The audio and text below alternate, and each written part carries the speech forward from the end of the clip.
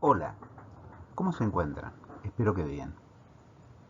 Bueno, esta es la primera de 3 partes en las que vamos a dividir la presentación que usaremos para compartir algunas técnicas y herramientas de análisis semántico que nos pueden resultar de utilidad en nuestros proyectos de investigación, en nuestras exploraciones para conocer eh, la organización, desarrollo, evolución, cambio de las estructuras conceptuales, de los juicios y también la estructura intrínseca, verbal, lingüística de las emociones. Estas técnicas que hemos desarrollado a lo largo de estos últimos 20 años, casi todas ellas se fundamentan en diferentes derivados de lo que se ha dado en llamar análisis de redes sociales. Por eso es importante que comencemos tratando de situarnos en la perspectiva conceptual y recorramos luego algunas de los instrumentos metodológicos, algunas de las herramientas que constituyen este arsenal, y entonces va a ser más sencillo que puedan utilizar el software que hemos desarrollado y que está disponible. Ustedes solo tendrán que aprender a utilizarlo, pero es importante que tengan un fundamento conceptual y que conozcan, aunque sea aproximadamente, cuál es el origen por el cual se llegan a los resultados que van a obtener. Eh, el análisis de redes sociales es en realidad una perspectiva propuesta inicialmente por Jacobo Moreno. Recordarán ustedes aquel inventor del psicodrama, particularmente en sus desarrollos en torno al sociograma. Estamos hablando de poco antes de mediados del siglo XX, en los años 40, cuando Jacobo Moreno desarrolló la forma de calcular el estatus sociométrico. Tal vez alguno de ustedes recuerda del colegio primario, secundario, tal vez una maestra o, o algún grupo les han solicitado que elijan a aquel compañero que prefieren para una actividad que podría ser estudiar o puede ser divertirse, salir. Entonces que elijan al compañero que prefieren en primer lugar, en segundo lugar y en tercer lugar. Luego se juntan todos los papelitos de todo el curso y lo que la maestra hace es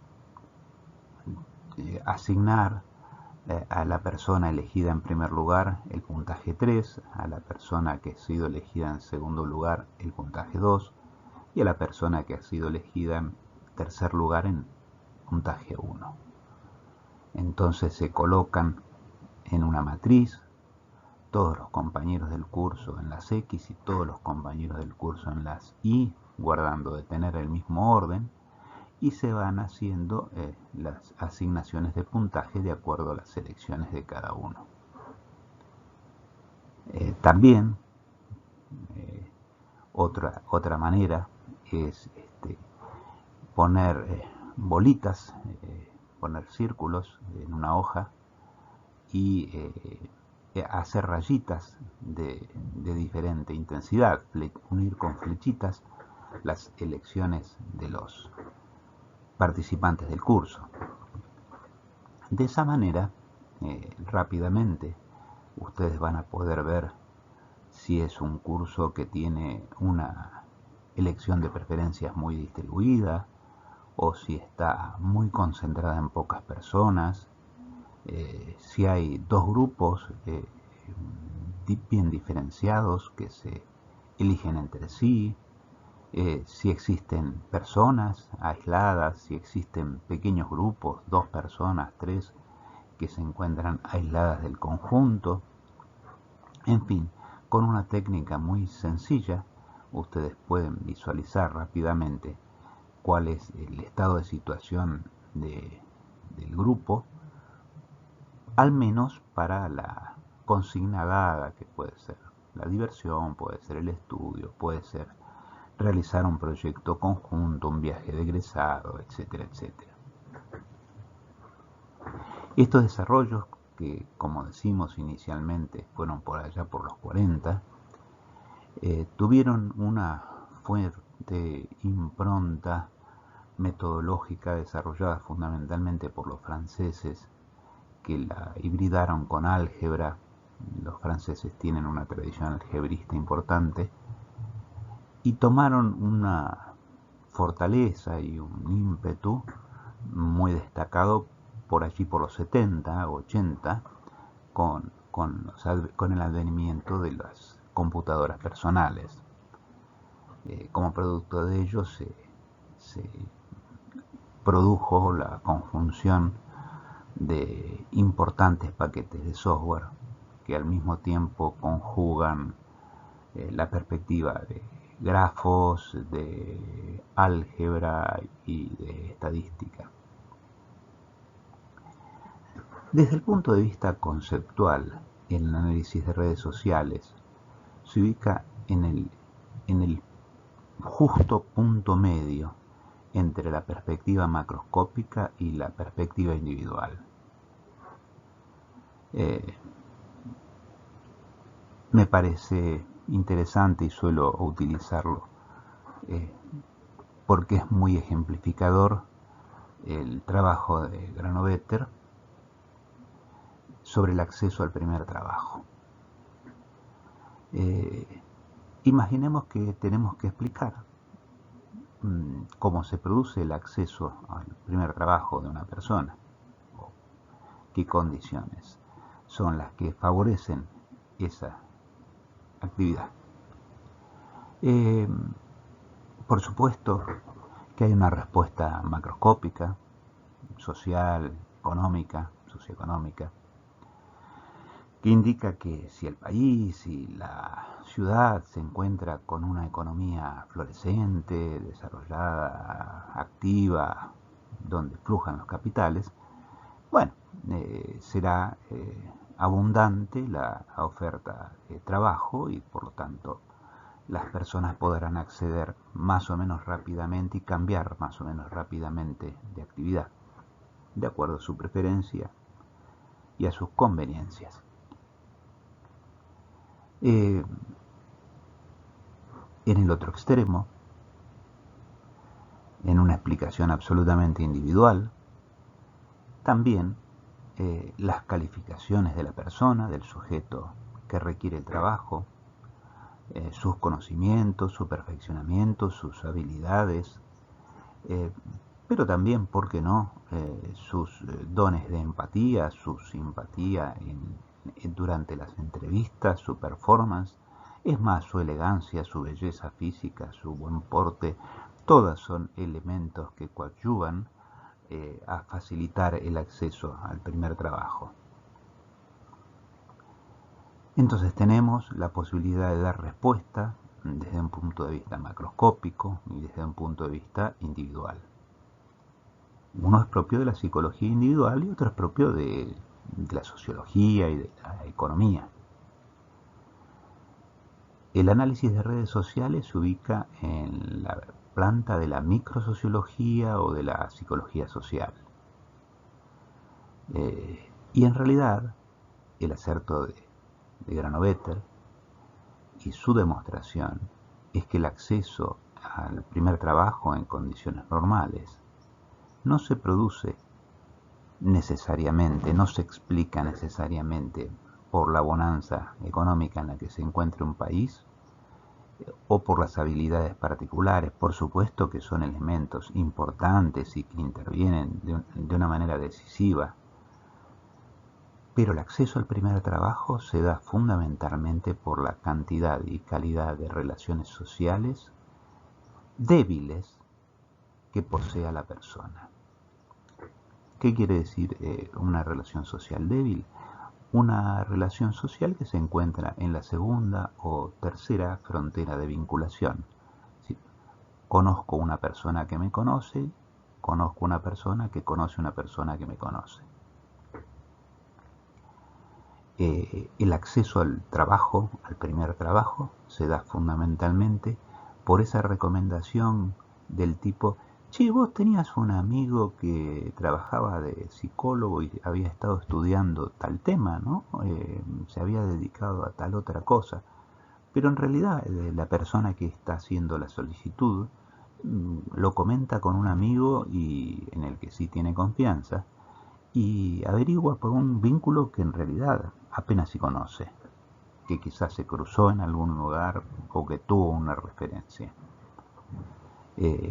Naturalmente que el hijo del empresario de una fábrica habrá sido colocado de manera inmediata, pero ¿cuántos somos hijos de un empresario y tenemos esa posibilidad? Ciertamente muy pocos. También será lo contrario, habrá personas que tienen, desde el punto de vista individual, cualidades superlativas, pero lamentablemente la mayoría de nosotros no disponemos de las mismas bondades. Entonces la mejor respuesta sigue siendo la calidad y cantidad de relaciones sociales en las que nos encontramos inscriptos, y mutatis mutandis, yo quiero que ustedes reflexionen que muchas veces explicaciones a otros temas distintos y más sentidos, como puede ser el acceso a un grupo de amistades o el acceso al partener, a la búsqueda de la pareja, también transita por las oportunidades que brindan la cantidad y calidad de las relaciones sociales y de los grupos en los que estamos insertos y de las relaciones débiles con las que contamos. También es una instancia de explicación importante buscar por ese lado. Bien, avanzando un poco veamos dentro del núcleo conceptual cómo se concibe cada uno de los componentes de la estructura del análisis de redes sociales.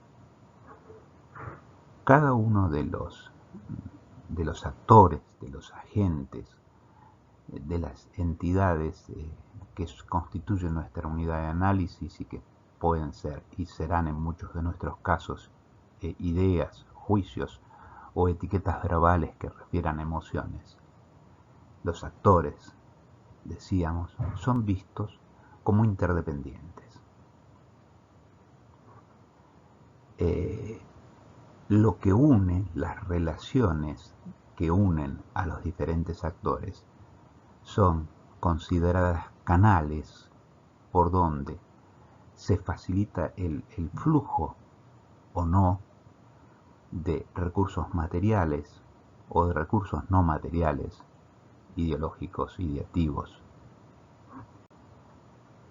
Las estructuras, es decir, el conjunto de relaciones, cuando se estabilizan, son vistas como patrones iterantes de relaciones entre actores, desde los cuales se pueden hacer predicciones,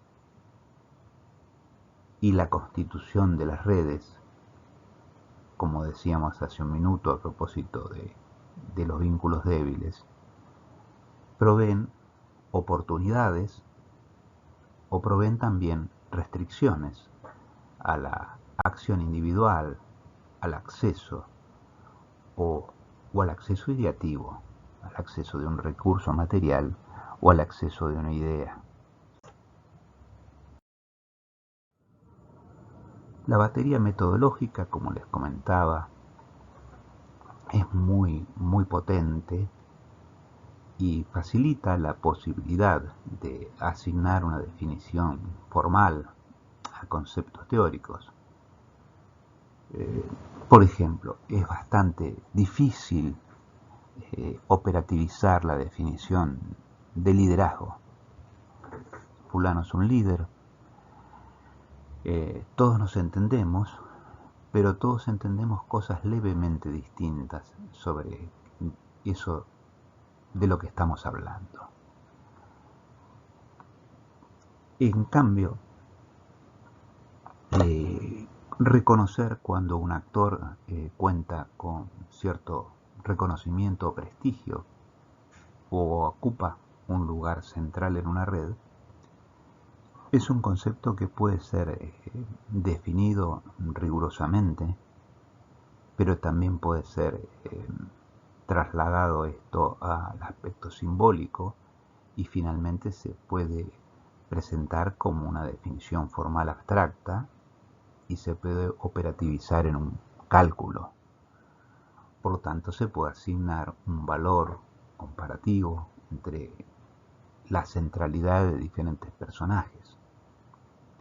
Provee entonces la posibilidad de dar una definición formal. Formal quiere decir que deja de depender del contenido a los conceptos. Al contar con conceptos formalizados, es posible generar también modelos formales. Modelo es una estructura, una organización o un proceso que guarda una relación de analogía funcional u organizacional con otra estructura, organización o proceso, de modo tal que uno u otro puede modelar bilateralmente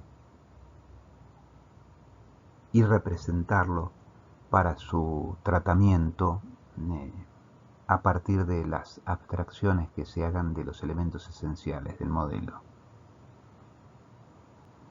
Entonces, decíamos, a partir de los conceptos formales, es decir, abstraigo, por ejemplo, de una red dos propiedades que creo que están explicando el funcionamiento, que pueden ser una propiedad estructural como la densidad que tiene la red y el rol que se le pueden asignar a tales o cuales actores, por ejemplo, su centralidad, y con estas dos abstracciones genero un modelo que de alguna manera me permite explicar el funcionamiento de ese grupo o de ese conjunto de ideas, y también me permite predecir con cierta razonable probabilidad cuáles van a ser los efectos de la evolución de esa estructura, de ese modelo, de esa red.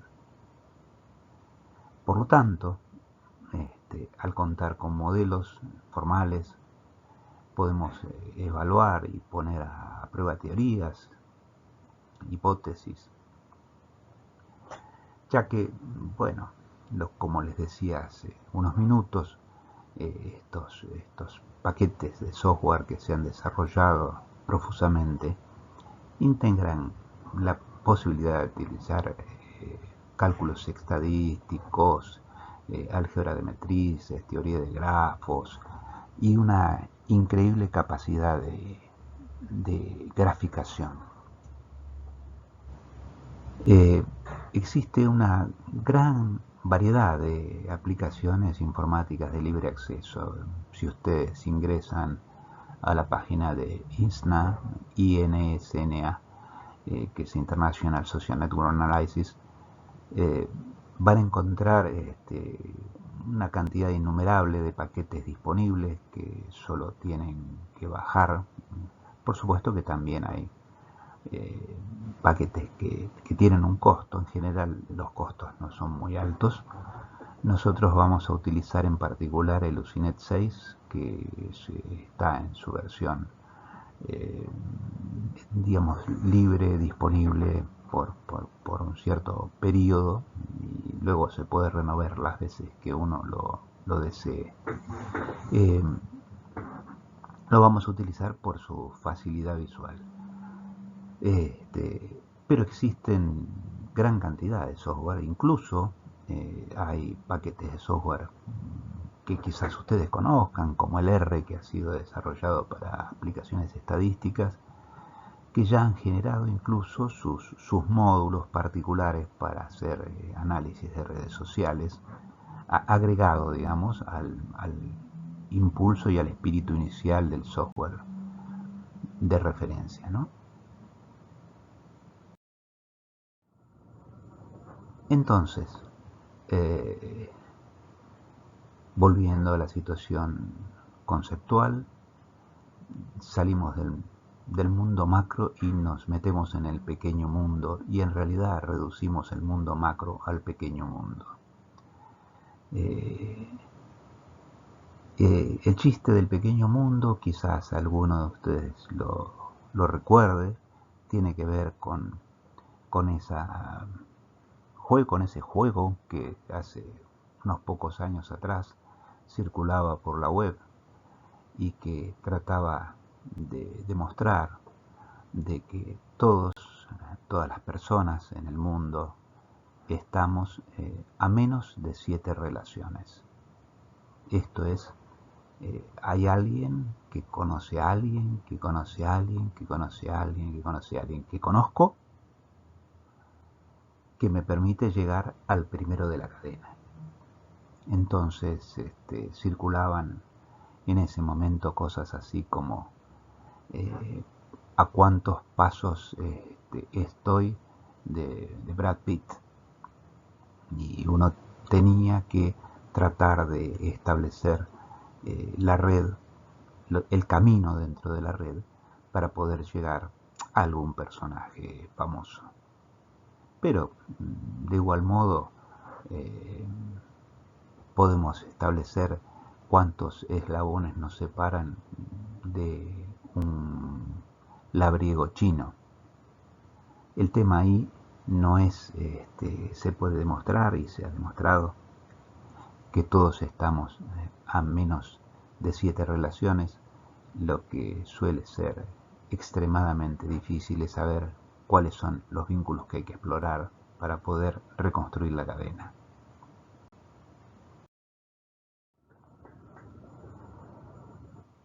Aquí les quiero presentar algunos de los puntos que vamos a ir desarrollando, no solo en este video, sino en los dos siguientes, para tener una visión global de, de este aspecto más metodológico que requerimos conocer para poder acceder al otro software que vamos a explorar y utilizar. Por un lado vamos a tratar de caracterizar los actores y sus atributos, diferenciar el tipo de matrices que se utilizan en estas circunstancias, cuáles son las técnicas de muestreo, cuáles son los límites, las poblaciones, los modos y niveles de análisis, cómo se hace el estudio de relaciones múltiples y qué diferentes escalas de medida podemos utilizar. Los actores y sus atributos. Si ustedes reflexionan, la investigación psicológica y social tradicional estudia la relación entre el agente social y un atributo individual. Por ejemplo, podríamos decir que en las filas tenemos encabezando el nombre de las personas, y en las columnas tenemos su desempeño en tanto su cociente intelectual, el resultado de una evaluación educativa, el resultado de un test que se le ha administrado, su condición socioeconómica, etcétera, etcétera. Esto es, en un lugar están todos los agentes y en las columnas están todas las variables que nos hablan de ese agente. La gran diferencia es que el análisis de redes sociales lo que estudia es las relaciones que vinculan a esos agentes y no los atributos que califican particularmente a una persona. De este modo, podemos concebir que las técnicas tradicionales lo que hacen es mensurar, calcular cómo los atributos afectan a los individuos. Por eso se suelen denominar atributos monádicos. El cociente intelectual o el desempeño es un atributo monádico.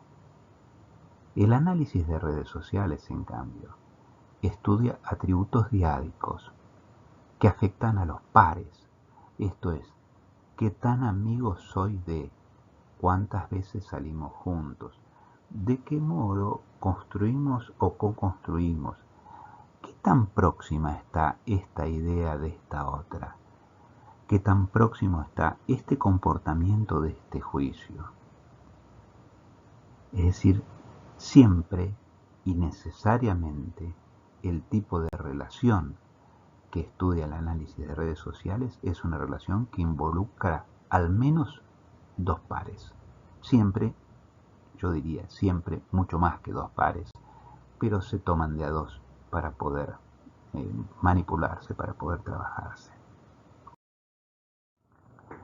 Ejemplo, en una matriz clásica tenemos agentes sociales, en este caso países, y en los atributos variables tenemos el precio del Big Mac en moneda local, dólares reales, pesos chilenos, argentinos o uruguayos.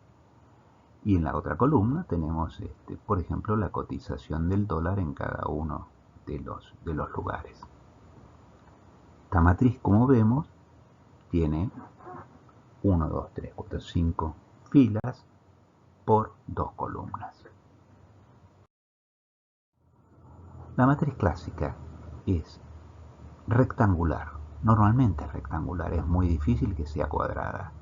Normalmente, como los agentes están en las filas y los atributos están, o las variables están en las columnas, solo se produce que haya una matriz cuadrada en el caso de que haya tantas variables como agentes que intervengan en esa medida.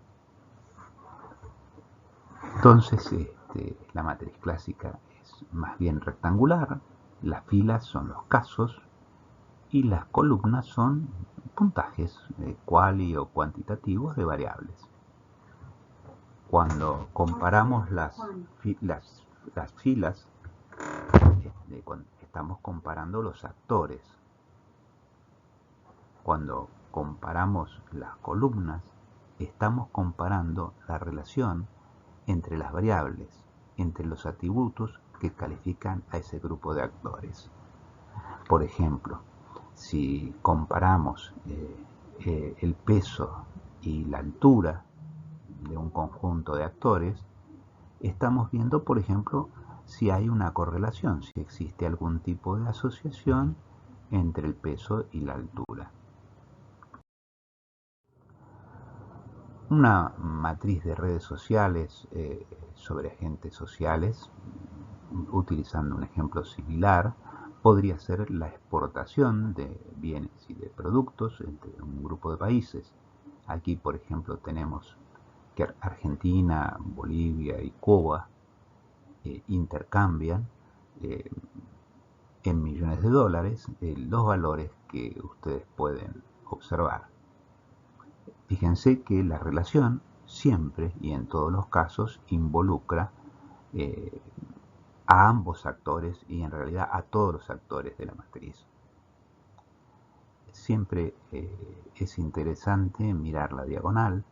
En este caso carece de sentido hablar de cuánto le exporta Argentina a sí misma, cuánto le exporta Bolivia a sí misma, cuánto le exporta Cuba a sí misma.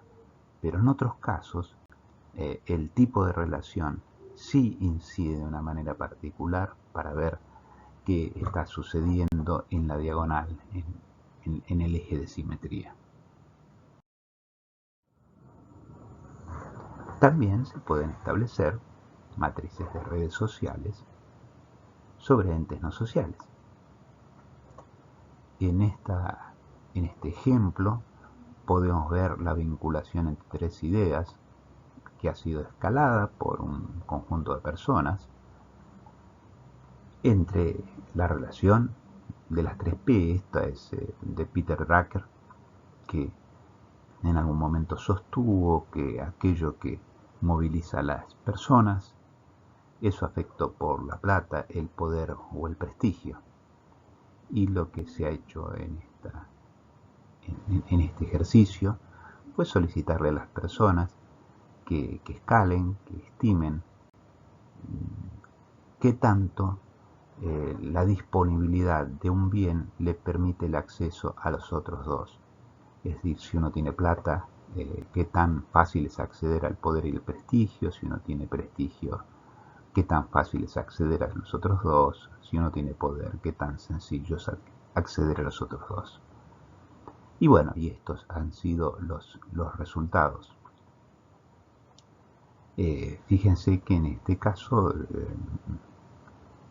se da el máximo valor de plata contra plata, poder contra poder y prestigio contra prestigio. Otra vez la diagonal en este caso posiblemente, dependiendo del análisis, no sea utilizada como una referencia, pero sí la relación entre cada uno de los puntos particulares y los otros dos. Las matrices de redes sociales, entonces, son matrices siempre cuadradas. Claro, son conjuntos de ideas contra conjuntos de ideas, el mismo conjunto. Personas contra personas, naciones contra naciones, siempre son los mismos conjuntos que se encuentran en el eje de las ordenadas y en el eje de las abscisas. Las filas y las columnas son los mismos casos, sujetos, observaciones o ideas. Comparando filas, lo que se ve es la similitud entre actores que son iniciadores de una relación. Comparando columnas, se ve la similitud entre actores, pero que son receptores de una relación. De la observación primaria de los datos, rápidamente uno puede establecer quiénes pertenecen a una red. ¿Cómo? Viendo su tamaño y su composición, desde un punto de vista cualitativo y cuantitativo.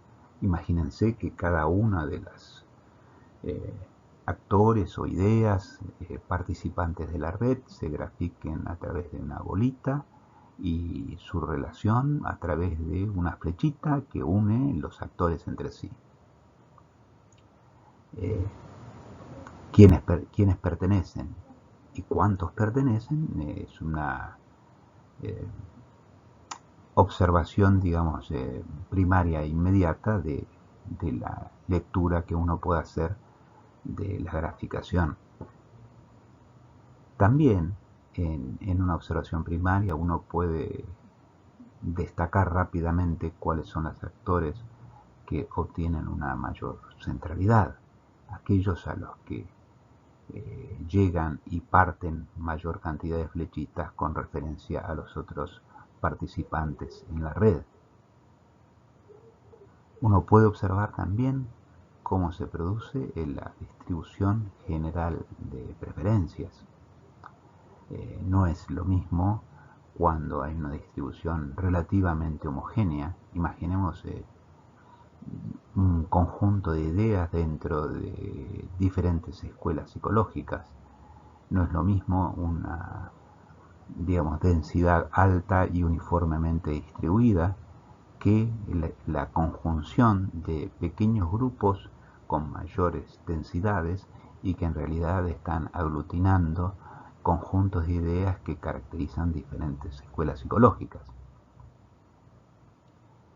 Otro aspecto inmediatamente visible es la reciprocidad, es decir, si a partir de ese eje que señalamos en un par de oportunidades se produce una relación de simetría en ambos triángulos que quedan digamos, en las que queda separada el cuadrado, porque claro, si tomamos una relación como la distancia entre tu casa y mi casa, esta de por sí es una relación simétrica, ya que vos vivís a la misma distancia de mi casa que yo vivo a la distancia de tu casa. Pero si estuviésemos hablando de llamadas telefónicas o de quién se siente más amigo de, es probable que cuando uno escala, cuando uno pone, uno diga, bueno, yo llamé 10 veces y me llamaron 5, estimo que soy muy amigo y otro va a estimar que es un poco menos amigo, es decir, que las relaciones pueden ser más o menos simétricas y eso es lo que está estableciendo la reciprocidad entre los actores. También una primera visión permite visualizar cuál es el estatus de los actores, de las ideas, por ejemplo, en una red de las posiciones que ocupan y cómo de ellas dependen ciertas ideas y cómo a su vez ellas dependen de algunas otras ideas más o menos centrales. Aquí tenemos un ejemplo más sencillo de una observación primaria de datos dada a partir de las citas en revistas. Este es un caso real, lo pueden pinchar allí en el link. Es una publicación muy vieja que eh, narra un trabajo de análisis de redes sociales que hicimos como trabajo de metaanálisis sobre un producto de Elio Carpintero y de José María Peiró, que antes habían hecho un estudio sobre un conjunto de revistas de mayor impacto y circulación en un estudio sociobibliométrico. Ellos lo habían resuelto con análisis factorial de correspondencia y bueno, nosotros utilizamos análisis de redes sociales y vimos las virtudes y las contribuciones que los diferentes métodos nos permiten observar. Aquí sustituyen los nombres de las revistas porque bueno, no era el objetivo meterse en el análisis y sí me interesaba destacar que fíjense que en este caso el eje de simetría, y está remarcado en negrita, los valores más altos son los de la autorreferencia, las veces que la revista 1 cita a la revista 1, la 2 a la 2, la 3 a la 3 y así. Fíjense que claro, que cuando uno va a publicar en una revista, normalmente se espera y a veces hasta se solicita a través de los revisores de que se revisen ciertos artículos que sirven de fundamento o de contraargumento o de apoyo a las ideas que el autor está proponiendo, pero que además esas referencias han sido publicadas en la misma revista en la que uno está enviando el material para ser revisado para su publicación. Entonces, es normal que haya citas bastante profusas dentro de una revista hacia autores que han publicado anteriormente en la misma revista. Y así se produce este tipo de matriz. Por otra parte, haciendo otro tipo de análisis, podemos ver cómo se agrupan diferentes revistas de acuerdo a situaciones, ya sea de convergencia temática o a veces a situaciones simplemente de distribución de poder o disputa por el mercado. Finalmente, para terminar este primer video, el campo de aplicación de estas técnicas es inmensamente grande, vasto, es aplicable a todo conjunto de agentes sociales que de alguna manera esté vinculado o comparta en cierto grado atributos diádicos. Los agentes pueden ser entidades reales, pueden ser entidades conceptuales, pueden ser ideas, pueden ser etiquetas verbales de emociones. Uno puede preguntar qué tan relacionada está la depresión y el enojo. Y bueno, y se puede escalar esto o se puede pedir descriptores, atributos que mejor definan a su saber y entender determinada etiqueta emocional. En fin, no quiero adelantarme, pero en principio es aplicable a cualquier tipo de relación, sea esta una relación material o sea esta una relación eh, inferible como puede ser la distancia semántica. ¿Qué tan relacionado semánticamente encontrás tal cosa con tal otra?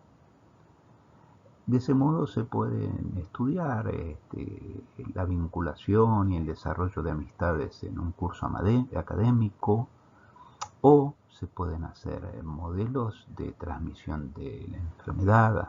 Ahora que estamos en plena pandemia, ya hace muchos años, dentro de análisis de redes sociales, es un software particular, el Structure, que tiene una de las rutinas que de por sí se llama Contagion, que lo que hace es estudiar de qué manera se deriva dentro de una red las posibles situaciones de diseminación, ya sea, fíjense qué curioso, de diseminación de enfermedades, de ideas o de rumores. Y bueno, y ha sido aplicado a diferentes circunstancias de este tipo, ha sido a diferentes campos de aplicación. Eh, También se puede aplicar al estudio del intercambio comercial entre empresas o al estudio del flujo migratorio entre países o el flujo migratorio entre ideas en diferentes corporaciones o en diferentes sectores del mundo. Finalmente, se pueden estudiar los niveles de acuerdo en toma de decisión, se pueden estudiar los procesos de negociaciones de significados y los puntos de acuerdo o de tensión.